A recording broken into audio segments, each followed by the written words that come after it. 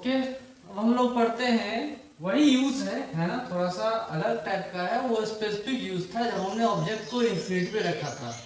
Concave lens के बारे में पढ़ते हैं, जिसका नेचर क्या होता है, डाइवर्जिंग नेचर होता है और आसपास का मीडियम रेयर होना चाहिए, होता ही क्लियर। तो यहाँ देखिए कि अगर ऑब्जेक्ट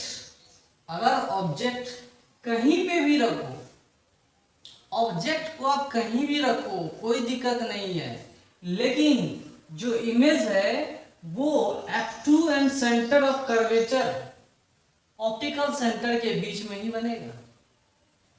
ऑप्टिकल सेंटर और F2 यानी फोकल लेंथ के बीच में ही, प्रिंसिपल फोकल पॉइंट के ही बीच में बनेगा और कहीं बनने वाला नहीं है।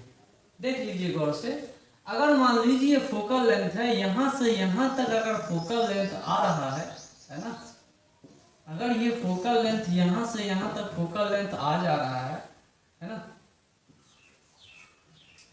तो अगर इसकी वैल्यू f है, यहां से लेकर यहां तक की वैल्यू क्या है, f है, तो आप देखिए जो मैंने फॉर्मूला बताया था v का, v is equal to u into f divided by u plus f. अगर मैं ऊपर नीचे u से डिवाइड कर रहा हूं तो क्या बच रहा है, f by 1 plus F by you. इसका मतलब ये हुआ कि u कोई भी वैल्यू आप डालो, कोई भी वैल्यू डालो, तो कोई भी वैल्यू डालोगे तो क्या कहानी बन रहा है, अगर u इक्वल टू इंफिनिटी है, अगर u इक्वल टू इंफिनिटी आ रहा है तो इमेज कहां बन रहा है, फोकस पे, प्रिंसिपल फोकस F2 पे बनेगा।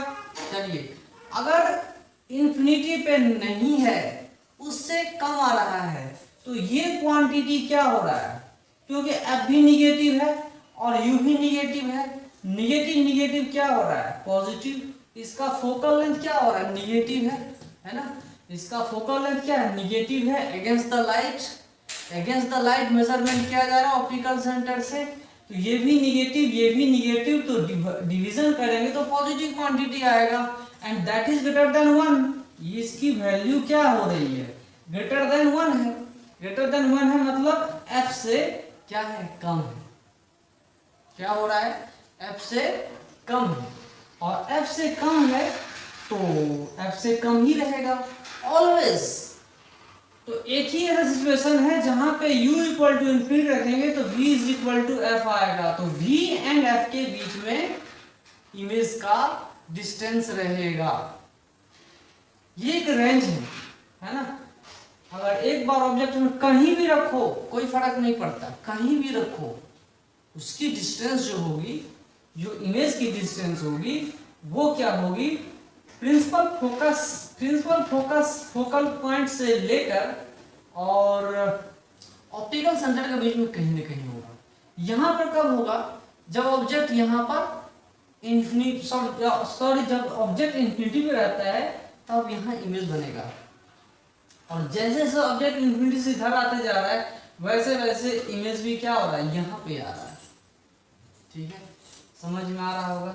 अगर गौर से देखो, यहाँ पे u एंड v की ग्राफ भी अगर प्लॉट करना हो तो भी आप प्लॉट कर सकते हो। जैसे जैसे u को हम इंक्रीज कराते जाएंगे, ये क्वांटिटी क्या होगा, ये क्वांटिटी क्या होगा, घटता हुआ चला जाएगा, क्योंकि फोकल लेंथ तो कांस्टेंट है, घटता हुआ चला जाएगा। ये घटेगा है ना। u अगर इंक्रीज करते हैं तो ये क्वांटिटी क्या हो रहा है, ओवरऑल ये क्वांटिटी घटता हुआ चला जा रहा है, घटता हुआ चला जाएगा तो फिर क्या होगा, ये ओवरऑल क्वांटिटी घटेगी और ये घटेगा तो ये क्या होगा, बढ़ेगा। ठीक है, और बढ़ते हुए पूरा जो नंबर है वो बढ़ेगा, बढ़ते बढ़ते मैक्सिमम वैल्यू कितना तक आएगा, f तक आएगा, उससे ज़्यादा आने वाला नहीं है। आप इसको खुद देख सकते हो, खुद समझ सकते हो, कोई बहुत बड़ी बात नहीं है, काफ़ी इजी वे में आप समझ सकते हो इसको, है ना। तो इसकी रेंज क्या होगी, इमेज की रेंज कितनी होगी, ऑब्जेक्ट का रेंज कहाँ से कहाँ तक आप ले सकते हैं, O को छोड़ के सेंटर, ऑप्टिकल सेंटर को छोड़ के, u इज इक्वल टू 0 को छोड़ करके जितने सारे डिस्टेंसेस सब ऑब्जेक्ट का ही रेंज आता है। लेकिन इमेज का रेंज क्या होगा, इमेज का रेंज होगा कहां से कहां तक, यहां से greater than 0 and less than f, इसी के बीच में इमेज का रेंज आता है। ठीक है, चलिए तो जो इमेज बन रहा है कैसा इमेज है, वर्चुअल है। आप देख रहे हैं इमेज कैसा है, वर्चुअल है, इरेक्ट है, बिल्कुल सही है। इमेज कैसा है, वर्चुअल है। वर्चुअल है क्योंकि जो लाइट रेज है रियली इंटरसेक्ट नहीं कर रहा है, जो आंखों को दिखेगा वो रियली इंटरसेक्ट नहीं कर रहा है, वो इमेजिनरी इंटरसेक्ट कर रहे हैं, बिफोर द लेंस इंटरसेक्ट कर रहा है। वर्चुअल है, इरेक्ट है, डिमिनिश्ड है। डिमिनिश्ड में भी उतना डिमिनिश्ड नहीं है, m इज लेस देन +1 है ना, m इज लेस देन +1, यहाँ प्लस होना चाहिए, 1 से पहले प्लस होना चाहिए है ना। Less than +1 between f2 and optical centre, और f2 यहाँ पे f2 एंड ऑप्टिकल सेंटर के बीच में आना चाहिए। ठीक है जी, ओके।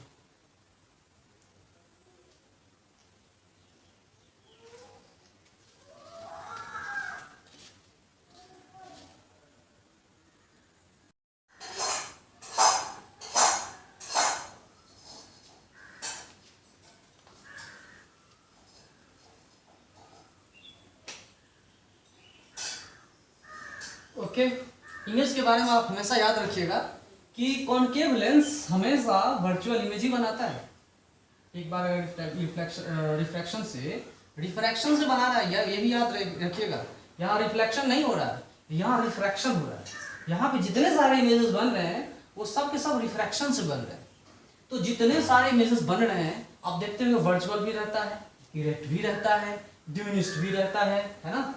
ये सब कुछ प्रॉपर्टीज हैं इमेजेस के। Between f2 and optical centre के बीच में ही रहता है। तो v का रेंज, जनरली आप v का रेंज समझ सकते हो कि v का रेंज जो है वो इक्वल टू f, ये इतना हम ले सकते हैं। ये इमेज का डिस्टेंस है from optical centre equal to less than f। And object का डिस्टेंस कितना होगा, और ये अगर मैं 0 से ग्रेटर देन 0 कहूं तो गलत नहीं होगा है ना। अगर मैं ऑब्जेक्ट का बात करूं तो ऑब्जेक्ट की क्या कहानी है, ऑब्जेक्ट -इन्फिनिटी से लेकर सामने रह जाता है तो इन्फिनिटी ले लेते हैं, कोई दिक्कत नहीं है, विद साइन ले लेते हैं। 0 से लेकर -इन्फिनिटी तक ऑब्जेक्ट का डिस्टेंस हम लोग जानते हैं। 0 पे रिफ्रैक्शन नहीं होगा। अगर मैं इसके आसपास मैंने यहाँ पे ऑब्जेक्ट रख दिया है तो उस रिफ्रैक्शन को हम लोग रिफ्रैक्शन नहीं मानते, वहाँ रिफ्रैक्शन नहीं होता है। ठीक है, तो आप इस बात को याद रखना कि जो कॉनकेव लेंस है, इस कॉनकेव लेंस का इमेज हमेशा क्या होता है, वर्चुअल होता है, इरेक्ट होता है, डिमिनिश्ड होता है।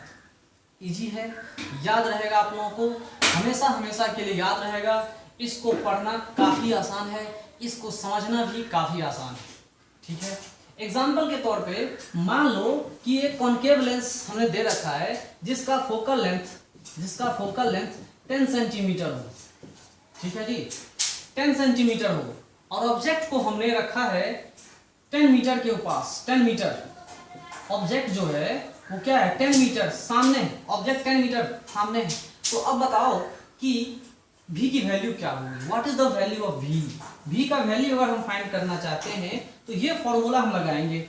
f की वैल्यू कितना है तो वो लिखेंगे -10, सेंटीमीटर में यूज कर रहे हैं हम लोग है ना, सेंटीमीटर में यूज करेंगे। 10 1 प्लस फोकल लेंथ कितना है, तो फोकल लेंथ कितना है -10 सेंटीमीटर है लिखेंगे, और 10 मीटर है ना, तो 10 मीटर है तो क्या लिखेंगे 10 × 100 है ना। सेंटीमीटर में हमने कन्वर्ट किया तो माइनस माइनस क्या हो रहा है प्लस, काफी ये क्वांटिटी क्या हो रहा है 100 0.1, तो अप्रोक्सीमेटली कितना आंसर आ रहा है -10 by 1 plus something greater than आ रहा है ना, तो 1.01 है ना। ये हमारा वैल्यू आ रहा है, मतलब v की वैल्यू जो है वो सामने आ रहा है ना। ऑलवेज ऑब्जेक्ट जो है सॉरी इमेज जो होगा वो बिफोर द लेंस ही बन रहा है, दोनों के दोनों एक ही साइड रहेंगे। याद रखिएगा कि कॉनकेव लेंस में object and image are in the same side रहेंगे।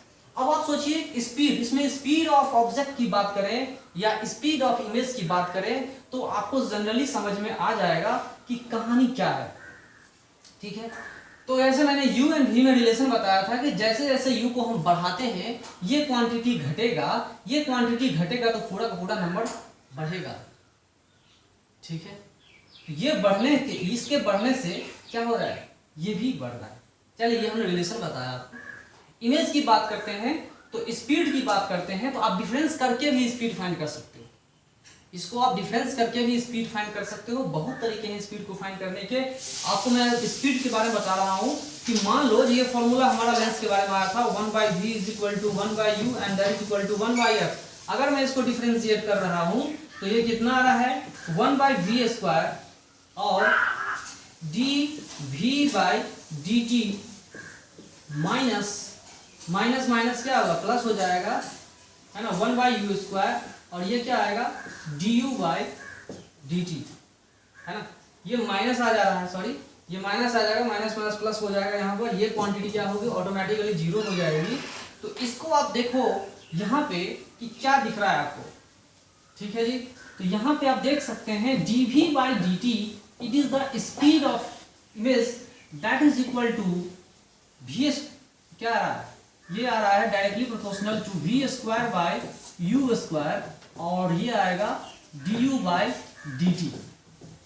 इतने सारे फॉर्मूले को समझने का भी जरूरत नहीं है, इसको मैं ऐसे ही बता दूंगा आपको। समझो क्या कहानी है कि मान लो जब ऑब्जेक्ट इंफिनिटी पे था तो इमेज कहाँ पर था, f2 पे। चलिए जब ऑब्जेक्ट इंफिनिटी पे थी तो इमेज कहाँ पे था, f2 के पास था। और जैसे जैसे नजदीक आ रहा है, जैसे जैसे नजदीक आ रहा है, इमेज क्या होगा, धीरे धीरे धीरे धीरे इधर बढ़ता हुआ चलता चला जाएगा। ठीक है, तो आप ये समझो कि ऑब्जेक्ट बहुत तेजी से आ रहा है, बहुत तेजी से f2 के पास आ जा रहा है, बहुत तेजी से आएगा और ये धीरे धीरे जाएगा। कारण क्या है कि एक ही टाइम में इमेज को इतना छोटा सा डिस्टेंस कवर करना पड़ रहा है और ऑब्जेक्ट को बहुत सारा डिस्टेंस कवर करना पड़ रहा है।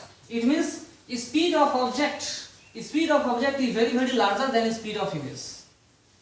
ठीक है, दोनों का डायरेक्शन भी सेम होगा। इस फॉर्मूले से आपको दिख रहा होगा कि दोनों की डायरेक्शन भी सेम हो रही है।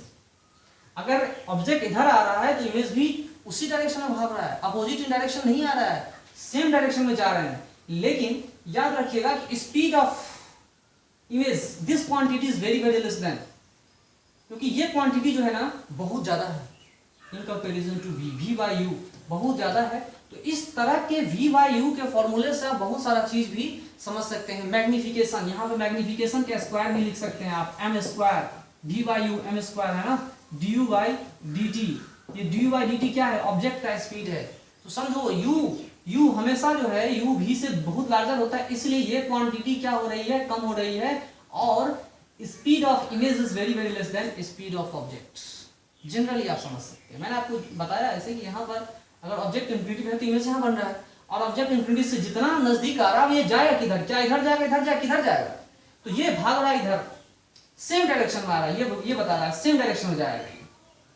ठीक है, इसी रेंज में इमेज मूव करता रहेगा।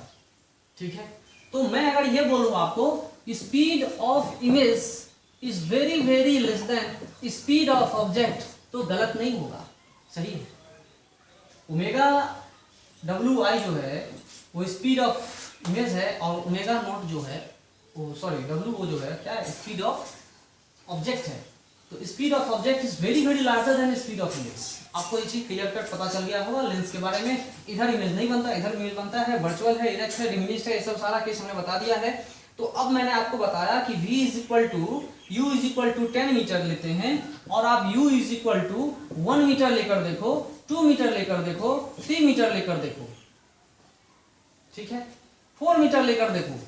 और इन सब केसेस में हमें चाहिए v की वैल्यू कितनी है, मैग्निफिकेशन, ट्रांसवर्स मैग्निफिकेशन कितनी होगी वो भी फाइंड करना है ना, वो भी आपको फाइंड करना है। हर एक सिचुएशन में आपको इतना सारा चीज फाइंड करना है और उस सिचुएशन में आप किसी भी पोजीशन पे स्पीड भी फाइंड कर सकते हो, स्पीड ऑफ इमेज भी फाइंड कर सकते हो। और ये सब आपका होमवर्क है, आप इसको होमवर्क की तरह देखो।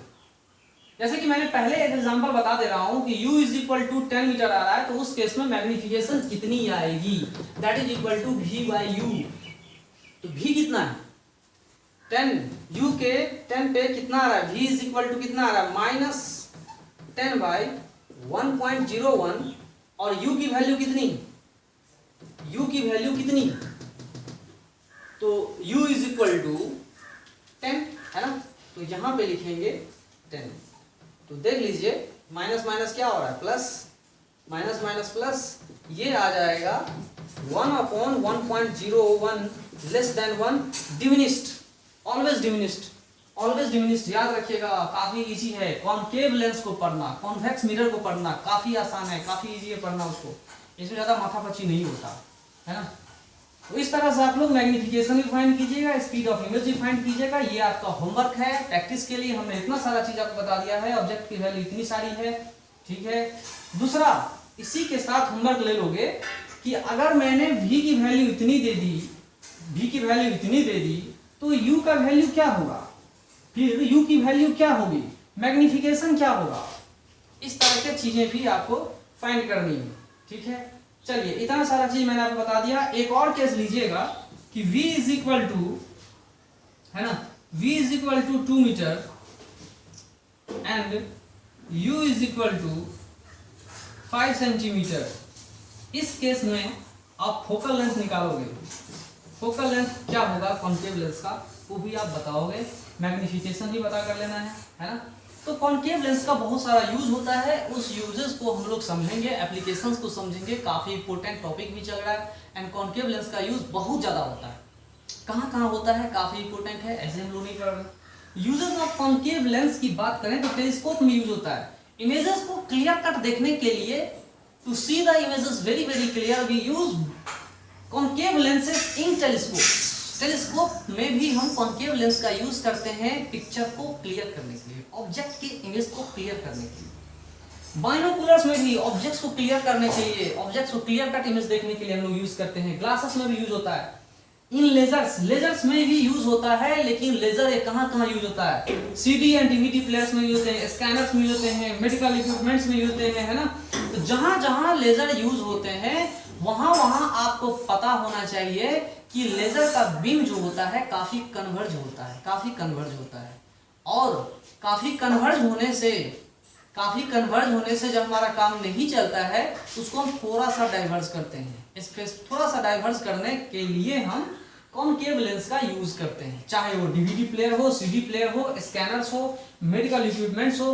तो लेजर का यूज अगर हम मेडिकल फील्ड में भी करते हैं, ऑपरेशन करने में भी अगर लगाते हैं, तो क्या होता है उस केस में कि लेजर अगर काफी कन्वर्ज्ड बीम दे रहा है, काफी कंडेंस बीम दे रहा है, तो उसको थोड़ा सा डाइवर्स करते हैं, मतलब उसका स्पेसिफिक एरिया बढ़ाते हैं। अगर ऑपरेशन भी करना हो तो स्पेसिफिक एरिया बढ़ाने के लिए हम कॉनकेव लेंस का यूज करते हैं। मतलब ओवरऑल जितनी सारी प्रॉपर्टीज है वो सब के सब डाइवर्जिंग नेचर बता रहा है कॉनकेव लेंस का, डाइवर्जिंग नेचर बता रहा है ना। चाहे स्कैनर हो, मेडिकल इक्विपमेंट्स हो, डीवीडी प्लेयर्स हो, सीडी प्लेयर्स हो, है ना। फिर कैमरा में भी यूज करते हैं कॉनकेव लेंस का यूज, हम लोग कैमरा में भी यूज करते हैं। ओके, फ्लैश लाइट में भी लाइट को डाइवर्स करने के लिए, उतना ज्यादा डाइवर्स नहीं, डाइवर्स करने के लिए भी हम फ्लैश लाइट में भी यूज करते हैं कॉनकेव लेंस को, है ना। पीप होल्स जिसको हम डोर व्यूअर्स कहते हैं, वो एक्चुअली करता क्या है, मैग्नीफाई करता है। जब डोर्स के अंदर आदमी रहता है ना, बाहर से कौन आ रहा है, कोई विजिटर आ रहा है, तो उसको देखने के लिए, उसका चेहरा देखने के लिए जब उस पीप होल में अपना आंख डालते हैं तो क्या होता है, बड़ा सा इमेज दिखता है आदमी का, तो आप उस आदमी को हम पहचान जाते हैं। तो वहां भी हम लोग कॉनकेव लेंस का ही यूज करते हैं। इस तरह से बहुत सारे यूजेस हैं कॉनकेव लेंसेज के, आपको याद रखना होगा, समझना होगा, और काफी इजी टॉपिक था समझने के लिए। ओके।